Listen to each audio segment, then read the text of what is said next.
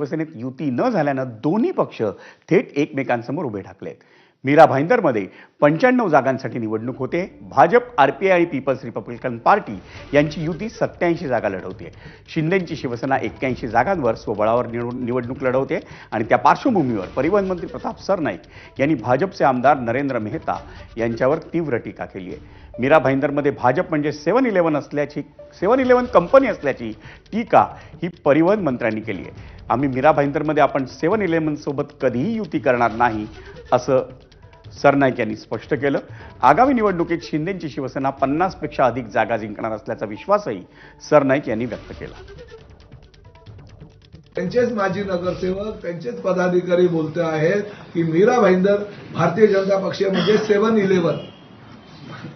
आम्ही 7-11 बरोबर कदापि युती करणार नाही. आमची युती ही आदरणीय बाळासाहेब ठाकरे यांनी अडवाणी साहेबांबरोबर केलेली युती, प्रमोद महाजनांबरोबर केलेली युती, वाजपेयींबरोबर केलेली युती, ही स्वच्छ, सुंदर आणि चांगली युती जी होती गेल्या 25 वर्षापासूनची, ती युती आमची भारतीय जनता पक्षाबरोबर आहे.